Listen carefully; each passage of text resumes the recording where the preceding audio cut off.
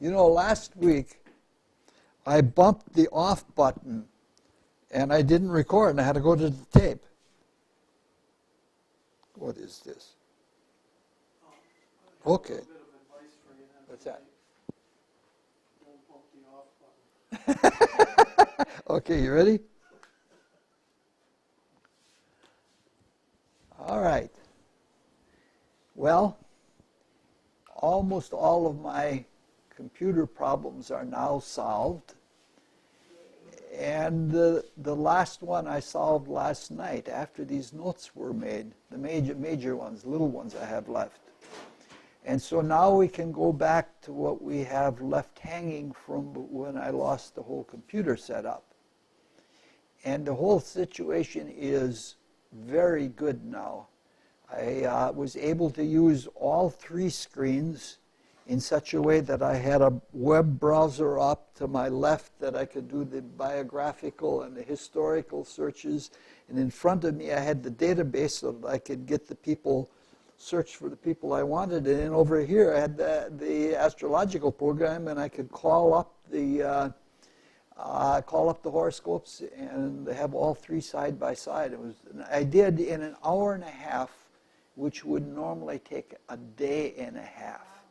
And it was really very, very nice, because the new computer's so fast that, you know, like an 8-minute search is instantaneous now. All right. We're going to continue with the last of the examples from the dynamic view of the aspects. We looked at the dynamic view of the aspects, and the example that we gave is the lunation cycle. That is from new moon to new moon. And everything from new moon to full moon are called first aspects, and everything from full moon back to the new moon are called second aspects. So what we did first was we looked at the first conjunctions and the second conjunctions at the very beginning and at the very end of the cycle. Then we did the first and second sextiles, then we did the first and second squares, the first and second trines. And so what we're going to do this evening is we're going to look at examples of the first and second oppositions, and that will finish it. And then what will happen is that next time we meet in 2 weeks, we will look at the last of the theory sections on the Mandalic view of the aspects. And then for the next 6 classes, which will probably mostly be in fall, we'll look at classic examples of Mandalic aspects by looking at horoscopes. So you'll have more horoscopes than you ever want to look at. The first opposition occurs when the moon is applying to or leading up to the exact opposition of the sun. The second opposition occurs after the exact full moon, and when the moon is separating from the exact opposition to the sun. So we're going to be looking first at people who were born immediately before the full moon, and then in the second part we'll look at those born full moon, and then the second part we'll look at those born after the full moon. What happens in the first opposition is the sun is losing control in both the primary and the secondary factors of determining control. In the secondary, it's in the half of the cycle that's closest to the moon. So there's a strong lunar aspect, a strong influence, control. In the primary contribution to the strength of an aspect, or the strength of the cycle, is which planet gives to the other planet. And the sun at the second opposition is still giving to the moon and still has some control, but it is losing it fast. And usually that results in a kind of consciousness that is overextended, and it's desperately trying to maintain control, often by giving and giving and giving to the other side. So at this time, the sun has given just about everything it has. And the moon has received everything from the sun, and she has grown fat in the whole business, or pregnant, however you want to look at it. And so the sun is overextended, and what happens when you get overextended is you lose control of your life, and that's what happens at the full moon. Yeah, I'll get it. No, I'll get it. All right.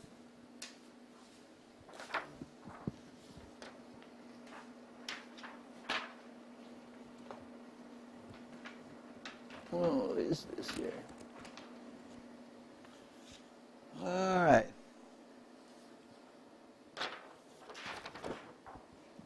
Did I drop one here? Okay. Oh, yeah.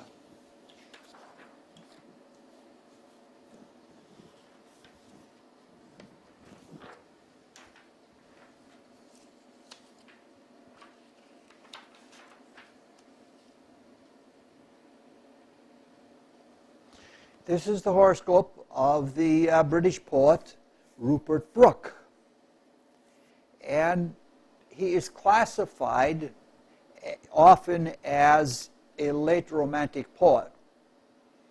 But that's really a stretch. And when we're talking about oppositions, we're talking about stretches. What he is, probably the best designation for him would be that he is a postmodern, post-romantic poet who wrote in the Romantic style. The first time I ever read Rupert Brooke poetry, I was a literature student in college. And I couldn't stop laughing derisively at the poetry. I could not believe it.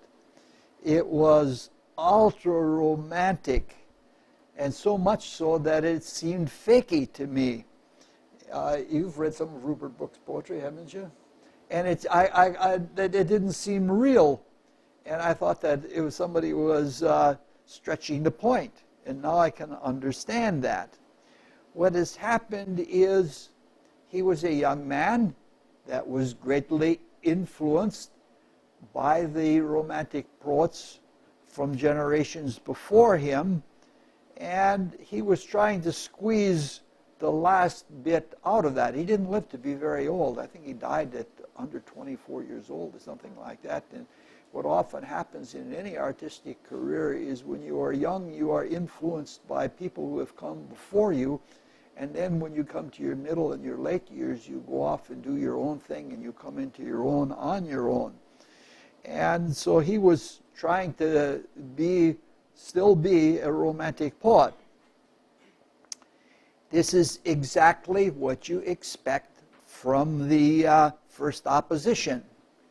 It's extending something to the point where it is extremist.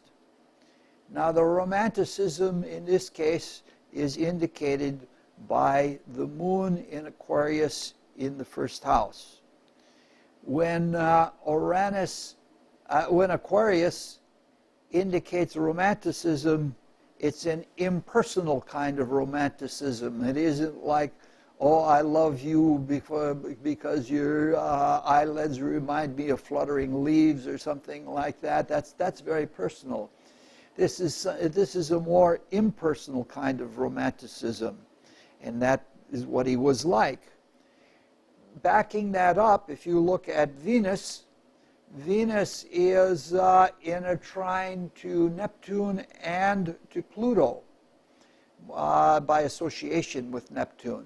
And the Venus trine Neptune indicates that very fanciful, delicate, dainty kind of imagination and fantasy, which he had in spades. And so the Venus part of the Romanticism adds the sweetness, which was with him almost saccharine sweet, and that is what you expect with somebody who is overextended. Now, all of that was helped by the fact that Mercury, if you look at Mercury, it's in the early degrees of Leo, and it's conjoined to Saturn in the latter degrees of Cancer. And Saturn forms an almost exact square to Jupiter. And the Saturn-Jupiter square are always a matter of judgment. Sometimes it's over judgment, sometimes it's under judgment. In this case, because of the overextension, it turned out to be over judgment. And so he exaggerated things. So mentally, that was his nature, to be exaggerative, and he exaggerated by concentrating on one little thing and blowing it up, is the way the square worked. I still remember one of his poems that I couldn't stop laughing at. Some of the first lines were, "Fish fly replete in the depths of June," and he goes on to talk about the wormiest worm and the slimiest slime, and I couldn't handle it. It was just too much for me. So that's how the opposition worked for him. He was trying to carry things as far as they could go. And he got too much under the influence of others, as people do who have a lot of things in the West. Almost all the planets are in the West. There are 3 in the East, but the Neptune and Pluto don't really count because they're barely Eastern. So what more to say? There's something that relates that isn't relative to what we're talking about, but he died in a most unusual way. He was patriotic, and he joined the army to fight in the First World War. And he got assigned to Egypt, and he got bitten in the lip by a mosquito. And a day or so later, the mosquito bite started to swell. It had gone septic. And pretty soon the whole side of his face was swollen from sepsis. And then he went into a terrible fever. And he never came out of it. He died. He died of a mosquito bite without even having a mosquito-borne illness. Yes, I don't know the etiology of it. It was about when he was 24 years old. No, that's not what I mean. It was about the time, I would guess, that the I don't know for sure on that. I don't want to speak without knowing. Yes. What I was trying to get at is what indicates the weird death on there. Oh, the Uranus. The fever that he had, the horrible fever, is definitely the Uranus square to Mars. Yeah, that's something that burns like wildfire, and there's no control of it. All right.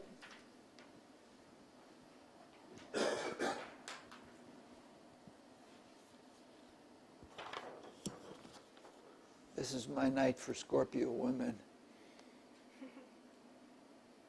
This is the horoscope of Lisa Bonet. Does everybody know who Lisa Bonet is?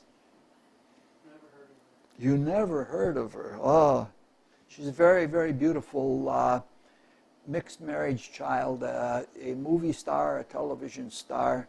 She played the daughter to Bill Cosby. And in the movie Angel Heart, she played a part in there in which she appeared nude. And she was absolutely a gorgeous, gorgeous woman. All right, it's time for the beautiful. She, how to say this?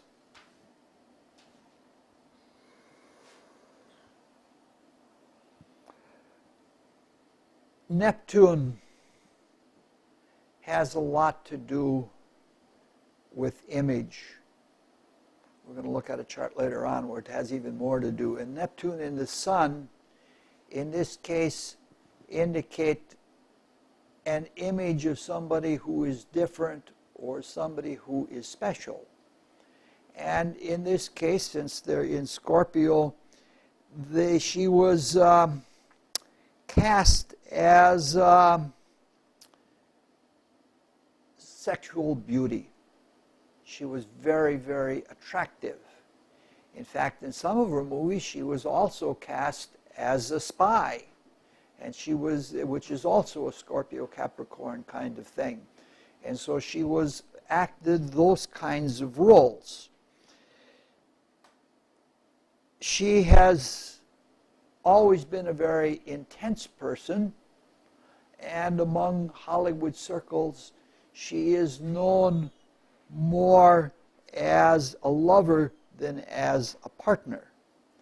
And she has been in her life more successful as a lover than as a partner. The 7th house, hello Bob, is partners, and it's ruled by Saturn, and Saturn is opposite to Venus. So there is some kind of insecurity there, and when Saturn rules the 7th house, there's kind of a fearful insecurity that she doesn't love enough. And what I believe happens is that she smothers her lovers. And this often happens with people who are of mixed race. They try to prove themselves because they don't identify with either of their parents racially, and they're sort of suspended in life, and they feel somehow that they don't belong. And when you feel like you don't belong, you don't feel like you're loved, or you don't feel like you love enough. And in her case, it was a matter that she didn't feel that she loved enough, and she did an awful lot to love for her partners. The opposition that we're looking at, the first opposition, is she gave to extreme to her lovers. She just gave and gave and gave. She might say that she entered into the relationships in friendship, but there's way too much possessiveness for it to have really been true friendship. And beside, what happens is when you give too much, it is no longer partnership because there's inequality. So with her, it was like she was friends first, and then lovers later, and sometimes partners. She married a couple of times. First, she was married to a rhythm and blues singer called Lenny Kravitz. And the attraction that she had to him was that he was also from a mixed race family. His father was Jewish, his mother was African American. And that's what brought them together. And after the divorce between the two of them, because it's again two show business lives, she started doing social work for children, the 5th house again, that were very troubled, because she felt very troubled herself.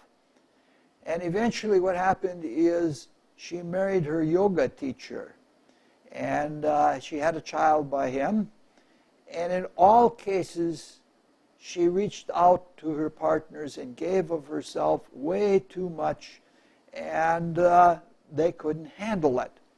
And so she's a perfect example then of the second moon opposite sun, first opposition of moon opposite sun. And so that's just overextension, and in this case, overextension from love insecurities. Strange thing is that she has changed her name. She's changed her name to Loka Koi Moon. She still acts under the name Lisa Bonet, but she's known as Lokoi Moon. Yeah. Possessiveness comes from what? Taurus, the moon of Taurus. The moon in Taurus tries to hold everything together almost like cement. This one I printed on a bias, so we'll have to find a way to, oops. The Cancer rising would also be pretty possessive. Yes, quite, all right, that'll have to do it. All right. This is the famous British philosopher Herbert Spencer. He was a materialist, he was an agnostic, and he was a humanist. And he was a very big champion of Darwinism. This is the man that coined the term survival of the fittest. That never came from Darwin, it came from Herbert Spencer. And he was a die-hard materialist. And Taurus by itself is die-hard, and when the earth side of it is focused, it becomes die-hard materialism. He is considered by some to be the founder of social Darwinism, where the best people in society are the ones that advance. And in some people with social Darwinism, they even have all of your social behavior they trace back to the animal kingdom, and they get pretty far out. It's almost humorous what they do. But this was that kind of a person. This is somebody, again, that was trying to carry something as far as it could be carried, like the first opposition does. It tries and it tries and extends and extends, and that's what his whole life was dedicated to. That he was very influential in philosophical circles, cultural circles. In his time, he was considered the most influential of all of the philosophers, even including Bertrand Russell. He was more influential than him in society. Now, what's interesting about this is that we have Uranus and Neptune, two very spiritual planets, conjoined the ascendant, one on either side of the ascendant. And you would say, how could somebody be an agnostic and an out-and-out materialist with those spiritual planets on the ascendant? You would expect that they would have a very strong influence on him. Well, he was religious. Darwinism was his religion. And so the opposition, the moon that is filling up and taking everything it can from the sun, is in the 9th house. It becomes very religious. And the way the Uranus and Neptune worked in his chart, it wasn't that Darwinism was spiritual to him, but he had the pulse of society. That is, he knew what would work and what the society was open to, and being sensitive to the wave of popularity or the wave of interest in society, he knew how to gauge his presentations or his arguments to fit with what would go now. He was unchangeable in his Darwinism, but he was quite clever in the ways that he could adapt it to the situations that he dealt with in the world. Now, at this time, materialism was very popular among intellectuals in Europe. It was so popular that the intellectuals, the scientists, believed that they were going to solve all of the scientific problems, and that was going to be it. And then everybody would live in a wonderful utopia produced by material understanding of things. And that kind of superstition still exists, though it has transformed in the century since he was popular. And he was of his times. He was so sensitive to the times, and he wasn't a profound philosopher. And he wasn't a nuanced philosopher. He was just a simple, this is the truth, and he pounded at it until he got it through and brought things across that way. It's extremism, and that's kind of extremism we expect from the first opposition. And he carried as far as he could go in his time, and maybe even went a little further beyond it. Now, materialism still continues into our own time. Probably all of us are products of it. But the kind of materialism we have now is much more sophisticated. There's been a century worth of arguments from materialists and non-materialists. Like, he was never asked, and he never followed the question of what started the whole evolutionary business, because like the modern people believe that it all is a matter of chance and random conditions that things happened, and that is a question that he was never forced to ask because it was just so simple. He would always introduce, these are the facts, and he would show you what Darwin had given to the world. Simple-minded.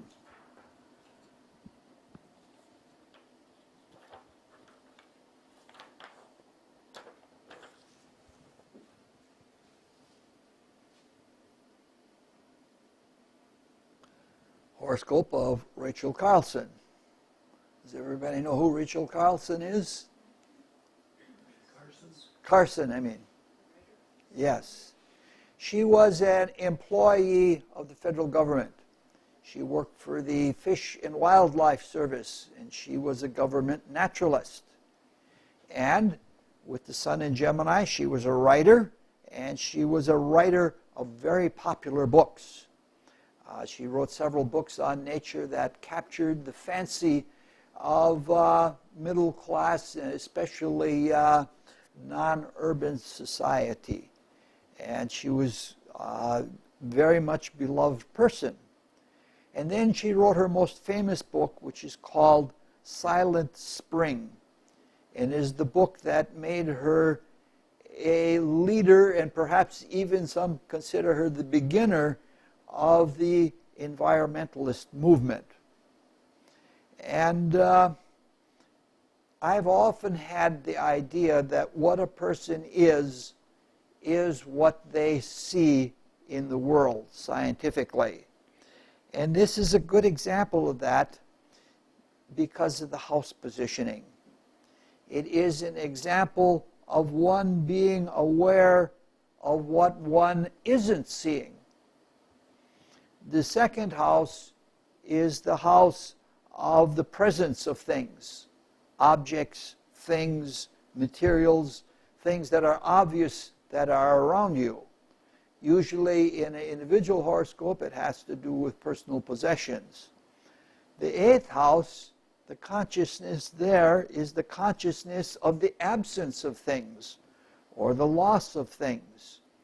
So the eighth house is considered a house of mystery, or of hidden meanings, or of occult things, things that are not obvious to the sight. We're not usually aware of those things because we are so preoccupied with things. For example, we often say things like, I never knew what Joe meant to me until he was gone. He was no longer present, and in his absence, his invisible influence in what he really meant to us is what is understood. And so that's the general nature of the eighth house.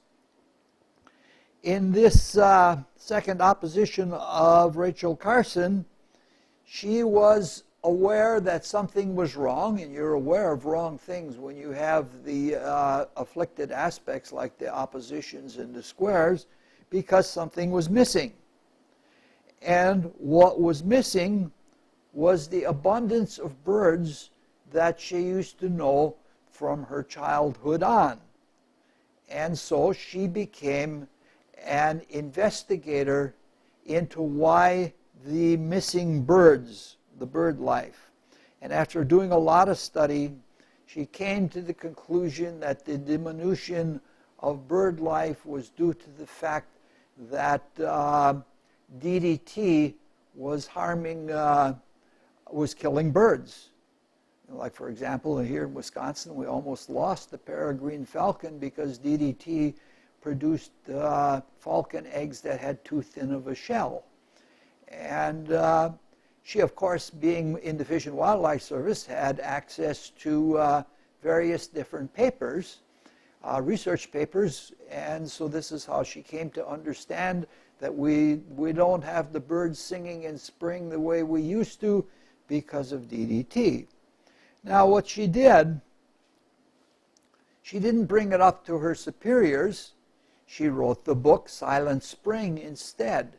And this caused a great upswelling in society.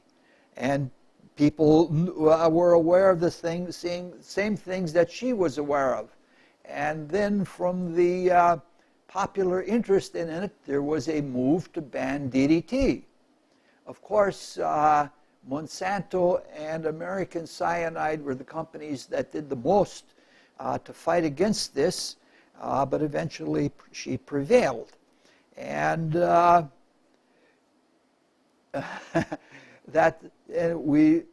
DDT is now banned as an insecticide. I think it's still used in some countries yet that haven't banned it. But this is a whole chart. Scorpio and its ruler Pluto are indicators of poison. In this case, Saturn squares Pluto, which is one of the darkest aspects of all. I think Pluto is the most deadly poison known to humanity. One pinhead's worth of it would be enough to wipe out 500,000 people or something like that. It's really very deadly. Neptune is often associated with poisons also, and in this case, Neptune is opposite to Uranus. Neptune afflicted with Mars is often a poison aspect. By association it is, but we can see there is a lot of poison. But it's interesting that the poison she was aware of it in the environment. She was not a poisonous personality herself, except maybe to Monsanto and American Cyanide. But it shows somebody having some pretty tough negative things in her chart and being able to deal with them in a positive manner. There were a lot of speculations about her because she never married in her life, and people claimed that she wrote and made extra money by writing because she was trying to work out the frustrations of being a spinster. The fact of the matter was that, again, the moon in the 8th house comes out as other people's money and other people's responsibility.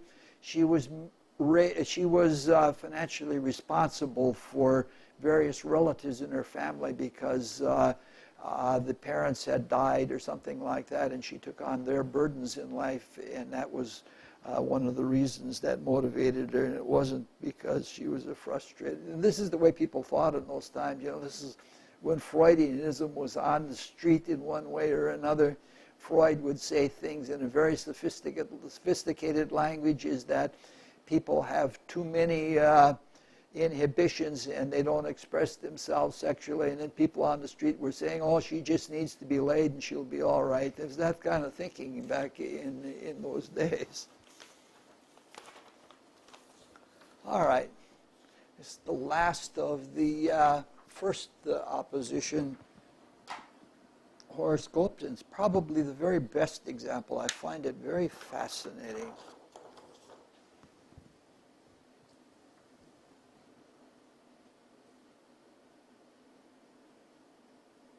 Henry Ford. This is the man who brought us the Model T, and he was the father of mass production through the assembly line. And it's one of the best examples of the first opposition that I can offer. With all of the oppositions, there are flip-flops.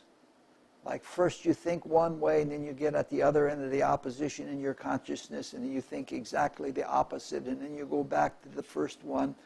And it's almost like one of those good spy novels or one of those good, The Sting. You remember The Sting, that movie where you think one thing is happening, and then it's another thing happening, and it comes back, and it's yet another thing happening. Mark Twain wrote the best example I know of a flip-flop, a short story or a short novella. It's called The Mysterious Stranger. And these children are out playing, and they meet this man, and they find him very fascinating, and they ask him what his name is, and he says Satan. And immediately, as the reader, you are against the man right off the bat. And then it turns out that Satan does all these benignly wonderful things, and then you find yourself as a reader saying, oh, he was a sucker, I just fell for the name, when it really turns out he's a benign figure. And eventually it turns out that all of those benign things that he was doing have ultimately horrible results. And so it turns out that he is evil after all. And it's an excellent piece of literature. And it's very short. You can read it in one sitting. And so we're talking about flip-flops. I have 3 oppositions in my own horoscope. And I've had philosophical flip-flops throughout life. Every few years I take an opposite stand on something, because when you go deeper, it's almost as if things in nature are balanced out by layer after layer, having the opposite polarity or the opposite direction of spin, and they compensate that way so that things don't tip over or become lopsided, philosophically speaking. And I've had many flip-flops, and I don't think I'm over with them yet, because I might get to a deeper level of understanding of something and change my views on things again. I guess my guess is that the person, Henry Ford, was probably born a few minutes earlier than this, with a Mars conjoined the ascendant.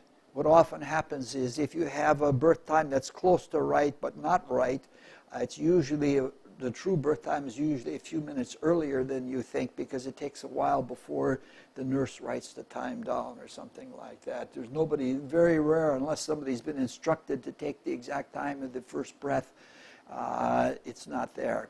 The reason I say that is because he had a fascination with mechanical things. And if that fascination with mechanical things is obviously the Mars sextile Uranus, which is natural. But what had happened with him is the first time he saw something, in his maiden experience of something, he saw something mechanical, it struck him like right away, and he stayed with it forever. And that sounds more like Mars conjoined the ascendant and not so much Virgo rising. When you look at pictures of him, he does have a lion-like nose, so it could be that he has Leo rising, but it's usually not a good thing to fight with data. And if you have data, in fact, the data on this is considered pretty good data. I should write on these the quality of the data. That would be have more integrity to it.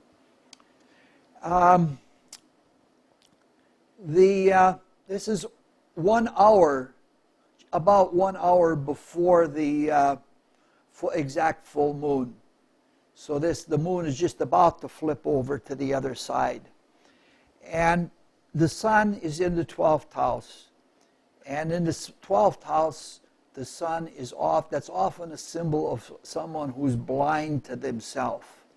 And that certainly was the case with him. He viewed himself publicly and privately as a very benign person, because he was making all of his workers equal, because they all received the same pay and they all did an equal part in the work.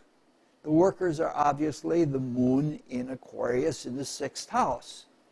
The flip-flop was that the workers were really denied the satisfaction of general accomplishment, because they could only do one thing and one thing and one thing only. That's not democracy if a person doesn't have individual satisfaction. So what he thinks of himself and what the reality is, especially to the people that he is so benignly giving employment to, are two very different things. Another thing is that he considered himself very generous, and that he was a very good employer, and he considered that a lot of the workers didn't understand that, and that they were ungrateful. Now he said he gave, by employing them, he said he gave the workers freedom with a very generous salary. But he did not give them the freedom of choice. He did not want them to unionize. And in not wanting them to unionize, he really wasn't giving them freedom. What happened was he kept giving them more and more wages and more benefits as long as they wouldn't unionize. And what happens is he was doing just like the sun does to the moon. He was filling them up and filling them up and filling them up, and they kept getting stronger. And eventually they got strong enough and they did unionize, and he couldn't do anything about it. And that's the way it is. The moon doesn't stay filling up. It passes the full, and it does a major flip-flop. So he was then in their hands, which is more like the second opposition. He was an interesting man, very interesting man. He was bright in some ways. I believe that the Sun square Pluto is active. His Sun was trying to Neptune, and he was quite interested in occult things. He and Firestone and a number of other people studied theosophical-like things, but he was a bigot. He had the Henry Ford Hospital. It wasn't until well after his death that they would allow Jewish people or African American people to even work in the hospital. And one time a newspaper man said to him, "But you have so-and-so as your friend, and he's Jewish." And Henry Ford said, "Well, but he's only half Jewish." All right.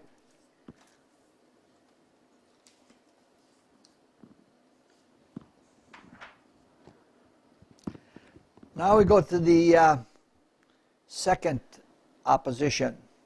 This is after the moon is full, and viewing it from the perspective of the sun is now in the hands of the other. And there's still indecision, because you can't decide from yourself, but you have to always decide according to the wishes of the other, because the other is now the giver. So it's a different kind of a vacillation. It's not a vacillation that you're giving and you're going back and forth because you can't seem to give enough and you can't seem to control things enough. Now you're definitely out of control, and no matter how hard you want to initiate something, you can't. You have to wait till it comes back to you. From the viewpoint of the sun, it's as if everything you have built is being torn down and it's being fed back to you. This is a feedback opposition. And this can be good in that you can get a very good picture of yourself from the way things happen. This is like the seventh house open enemy kind of full moon, because you see what through your enemy you see yourself in a way that you couldn't any other way. You have it jammed back in your teeth, or thrown back in your teeth, as the common statement goes. It's a time to accept what comes back to you, not to fight it. If you fight it, you have great difficulty. And it's a time instead to just absorb it, to take it in, and then to assimilate it and make it part of yourself. This is a trendy horoscope right now. She's in all of the celebrity news. This is the horoscope of Demi Moore. I didn't intend it this way, but it just worked out this way. But we have a lot of sex symbols. This is somebody, how old is she? 62 to 2012, 50 years old. And in her 50 years, she has had a lot of experience. She was born to parents who were teenagers. And by the time she was 13, she had been in, as an extra or doing some bit parts, she had been in 48 movies by the time she was 13 years old. This is another one like Lisa Bonet. The second house The ascendant is ruled by Taurus, and the moon is in Taurus, and the first house is early childhood, and Taurus is the form of things. And so the mold of her life was cast in the early part of her life. And she, the individuality, is the sun and Scorpio on the other side, and her life is in the hands of others, not only from the second opposition, but from being in the seventh house at the same time. And so life is fed back to her whether she likes it or not. Now, in her childhood, she was very beautiful, and she was an object of beauty.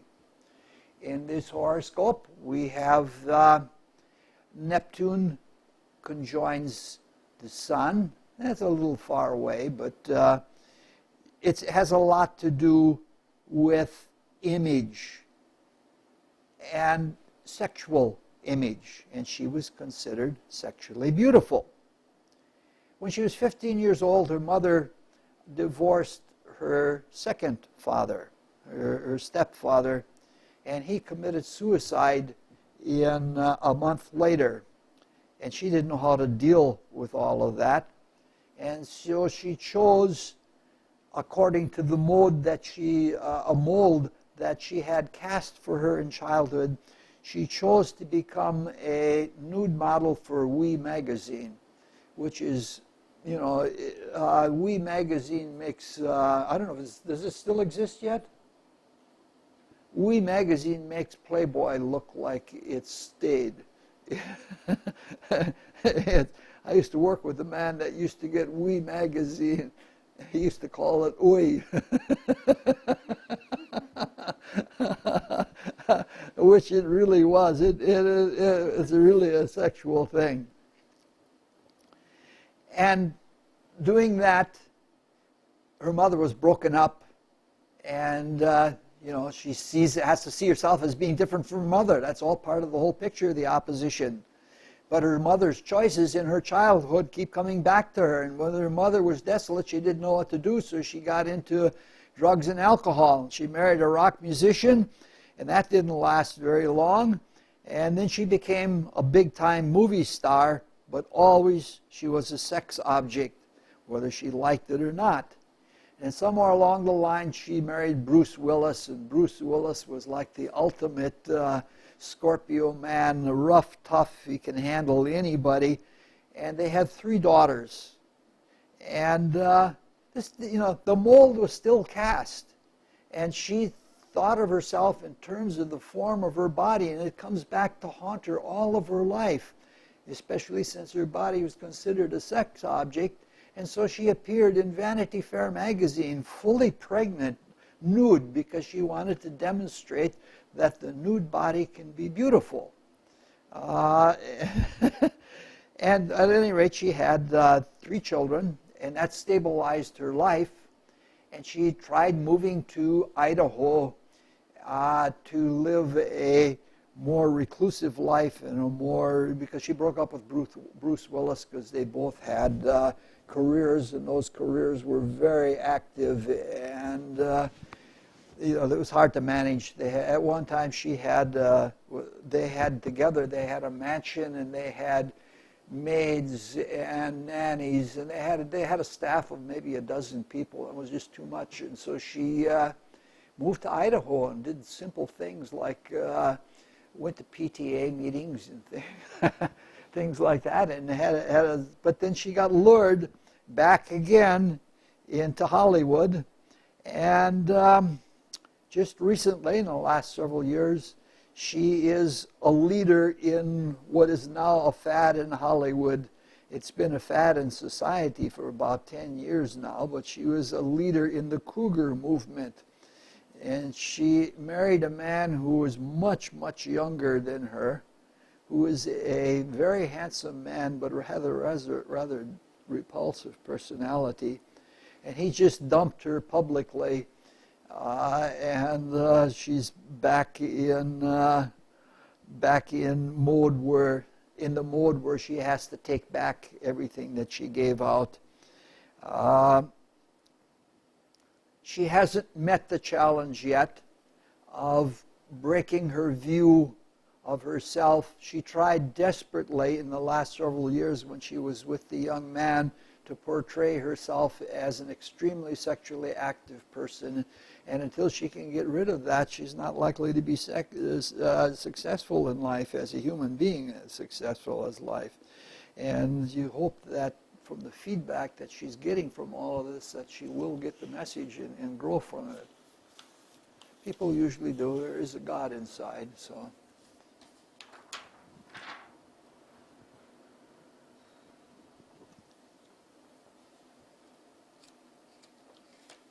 I don't have a whole lot of material tonight, so.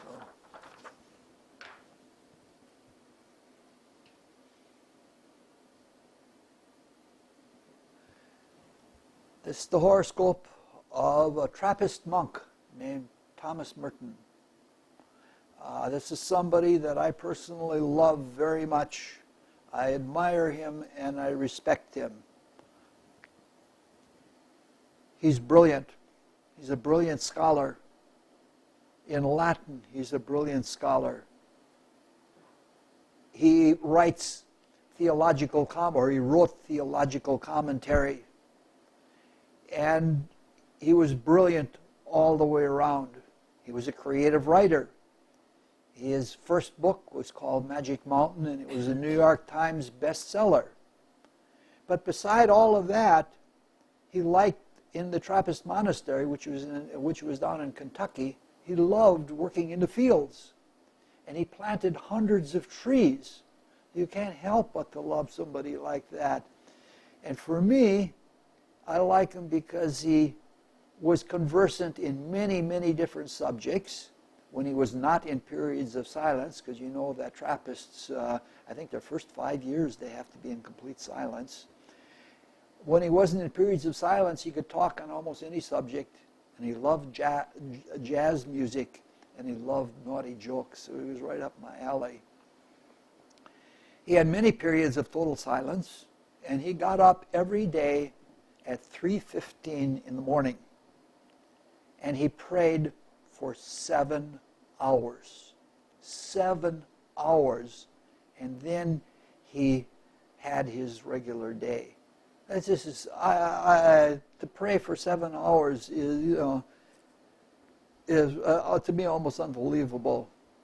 He's so prolific. He has 7 volumes of published personal journals, 5 volumes of letters, because he wrote many letters to many people, and he wrote a lot of translations out of the Latin.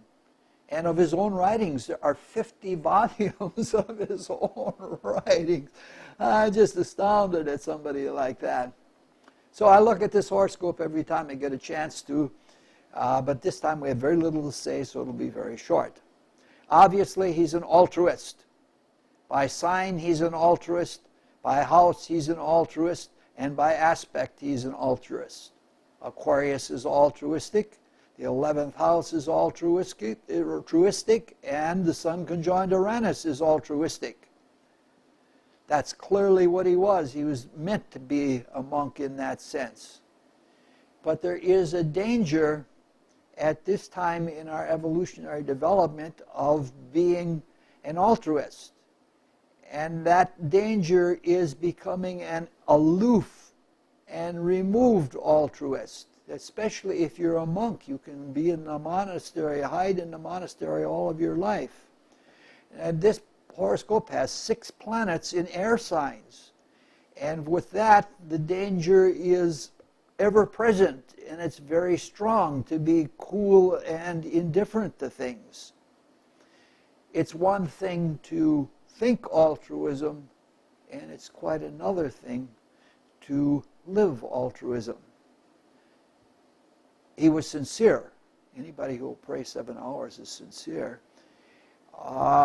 He was so deeply sincere that his aspirations were fulfilled by getting exactly what he needed, even if it's unpleasant. In this case, it was pleasant, and it was too pleasant. When he was in his early 50s, he met and fell in love with a nurse who was half of his age. This is obviously the moon person, the lover on the fifth house on the opposite side. Everything is individual love with Leo. And he fell in love with her. And I believe the love was even consummated. And what he did is he put himself in her hands. At that point, she could have taken over his life. She didn't. What she did is she helped him to reflect on him, and he revolted in horror how all of his life had been turned around in just a very short time, and everything that was meaningful to him for all those many years and still was meaningful to him, he had given over. And so what he did is he recoiled, and he went back to the abbot of the monastery, and they put him in a special cabin in seclusion, and then he went into several years of silence all over again, and he turned inward. Now there's something interesting. We see the same interesting in here, that we see the same thing. The Venus is opposite Saturn. Maybe he didn't know he was lovable. And maybe he didn't know that he could love. And this is sort of like, if you're familiar with the opera Parsifal by Wagner, Parsifal is an innocent, and he has just obtained the spear of power, and Kundry comes to tempt him, and she gives him a kiss, and in that kiss he realizes everything that is behind personal intimacy, and he says, "No, I don't think this is for me." And she said, "Well, if one kiss has taught you that much, just think of what 1 hour with me would bring." And he says, "I know full well what it would bring," because when he kissed her, he saw the Grail King, who had the incurable wound in his side. He saw in his inner consciousness that the Grail King was all tied up with desire and things like that. And he wasn't going to have that happen to him. But at any rate, this is what this event was for him. It shocked him into a realization of what he really was. He understood that he was lovable, and he understood that individual love is part of altruistic love. Because in altruism, you don't just love humanity as an abstract intellectual whole, you love each individual as part of a common spirit of humanity. And that's what he came to realize, and that was the change of his life. So this is, she gave his life back to him. No one ever says much about what happened to her, or what was important to her about it. I guess that's one of those things that, you feel kind of bad for it. It would be a interesting thing to look into the memory of nature and see what it was for her. I don't have much more to say, but He had an unusual death, did he not? yes, he did. He got fooling. Yeah, he got fooling around too much with Buddhism, and he got electrocuted.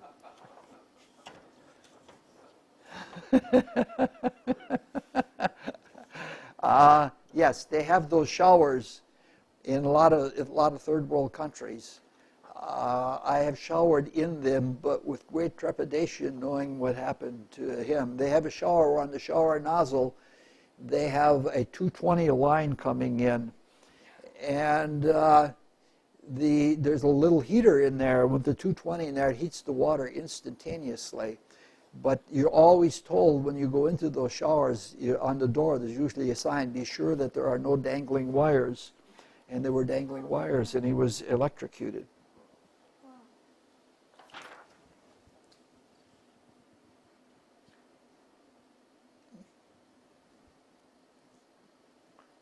everybody knows who this is, huh? Sylvia. This is a horoscope where you gain in losing, and it's another flip-flop. Many flip-flops again. It's really fascinating the way astrology works. Sylvia Porter was an economist and a financial columnist. And she was famous for taking very, very deep economic issues and making them available to the common person. So much so that at least once, but maybe several times, she was on the cover of Time magazine. What happened was, when she was a young lady, in her college days, I guess, the stock market crashed. Her father had died 5 years before of a heart attack, and her mother was managing the family finances on the stock market, and the mother lost everything in 1929 when the crash took place. She was so affected by this that she immediately changed her major from literature to economics. And she wanted to learn the mysteries of money. And especially she wanted to learn the mysteries of loss, why loss takes place. So we see the 8th house coming in that same way again. The moon represents the mother, and so her personal gain, Sylvia Porter's personal gain, came at the hands of her mother. However, she was so interested in loss that she spent most of her life trying to figure out what causes people to lose money. And since it was those around her who suffered the loss, she was more interested in the money of others than she was in her own money. Like the 1st house is the personality, and the 2nd house is the personal finances. The 7th house is the other, and the 8th house is the finances of the other. And so this is a relationship between personal finances and the finances of others. It's just, a lot of flip-flops back and forth. The way she was successful is she took complex hidden things of finance in economics, advanced economics, and she tried to explain them in a 2nd house way, as if it was your own personal economy, your own personal budget, and what it would do to you. So there was a big flip-flop there. On top of that, she married a man who was an economist, who was a rather distinguished economist, but it became known in the intellectual world that he relied on her for the information. And so she was like the popular writer, and people didn't know how brilliant she was. In fact, she had the top honors in every degree that she took, all the way up through PhD. And so he relied on her insight. She was conservative, as you might expect, with the Pluto conjoined to the Sun, but she was not so conservative that she was a hard money person, because in the days following the Depression, there were a lot of people who still wanted to be hard money people, because having the planets in Gemini, she knew that fluency was important, and she believed that the invisible trust, which is indicated again by the mysteries or the invisible things of the 8th house, is where things are evaluated, even though she expressed them in 2nd house things. So the key concept of things of the 2nd house is the presence of things. So she again talked about things that are present, that we see around us. One of her most famous quotes, there's a nice little website, it's only a 1-page website. In fact, there's a whole series of them, famous quotes by famous people. And one of her famous quotes was, "What is going to happen already is. And that that is like the invisible future you see in the obvious present. Just I just so much enjoy putting together these classes because you learn so much, and you learn that astrology works, and it works, and it really does work famously.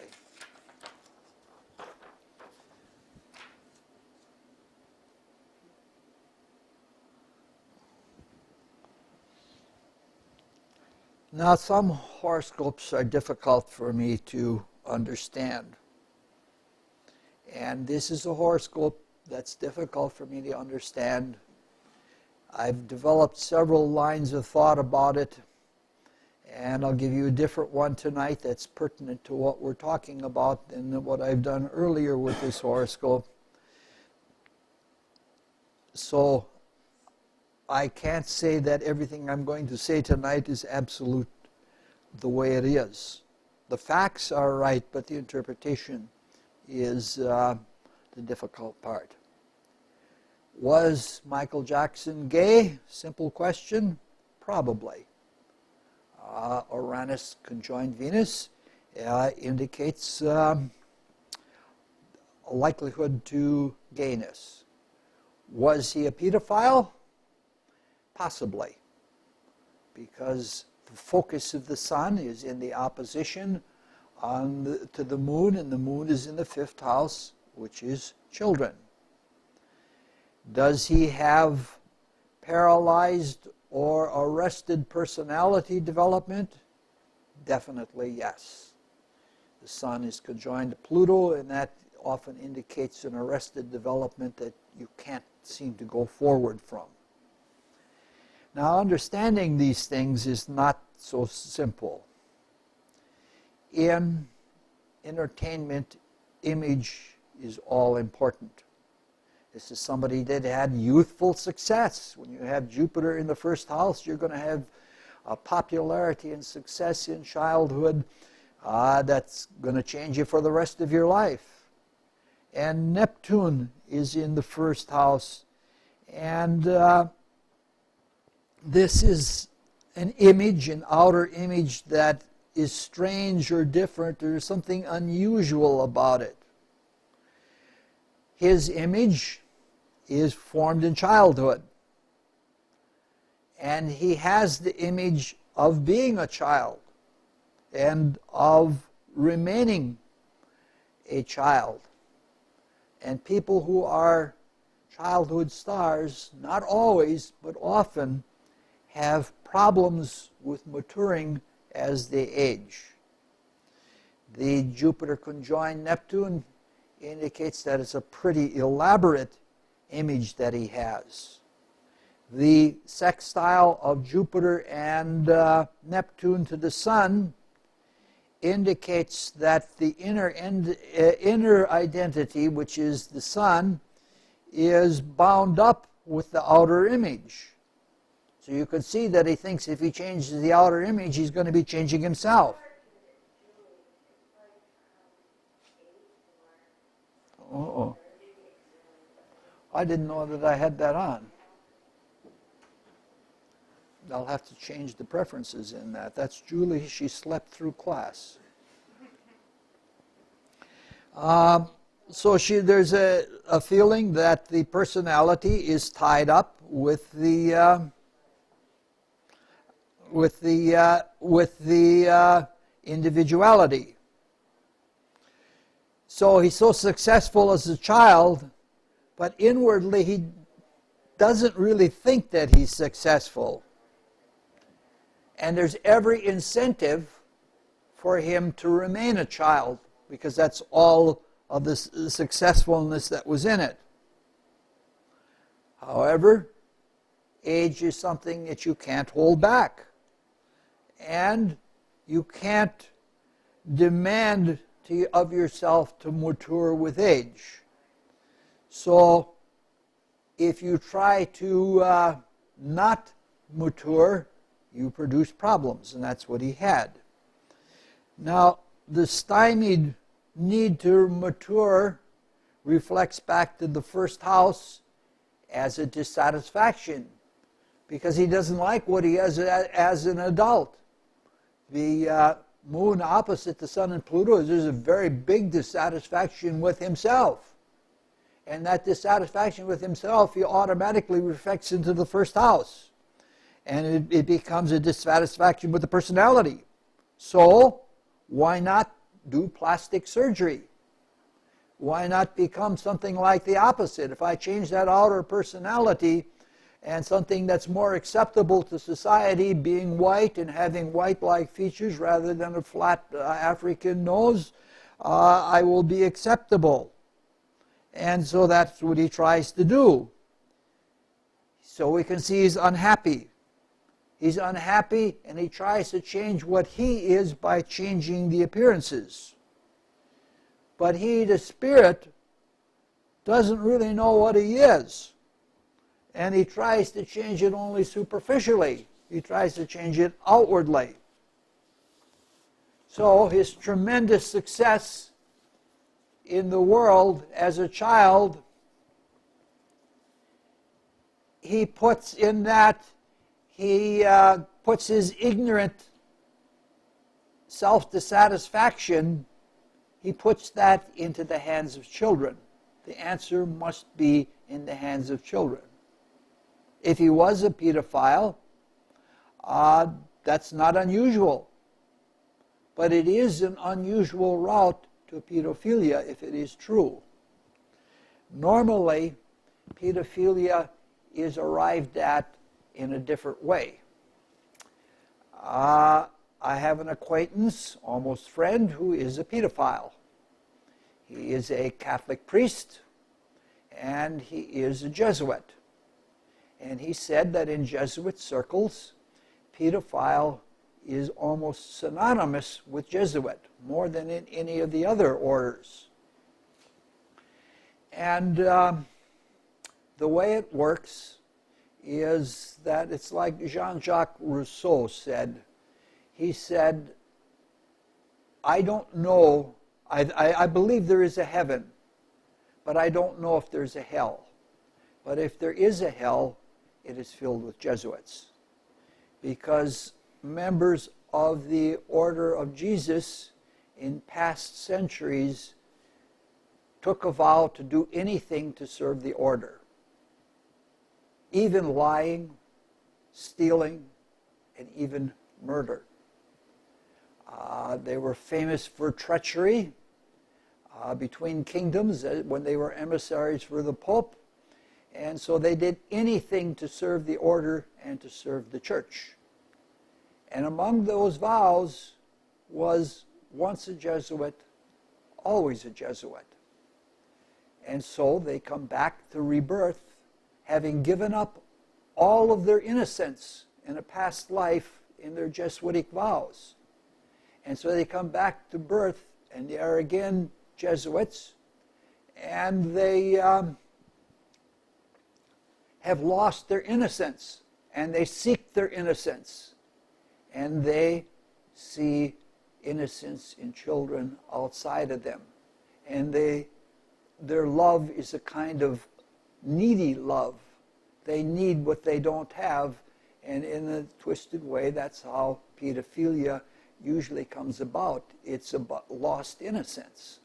Well, Michael Jackson never lost his innocence. His brother, I think it was either Jermaine or one of the older brothers, said, "You're talking about a guy who's 50 years old. He's never had a beer yet."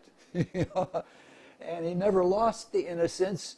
And so his coming to it by thinking that the salvation of his personality, which he doesn't like, and that isn't maturing, that is frozen or arrested in the Plutonian sense, he can't fix it by plastic surgery, and he certainly can't fix it by putting his life in the hands of children.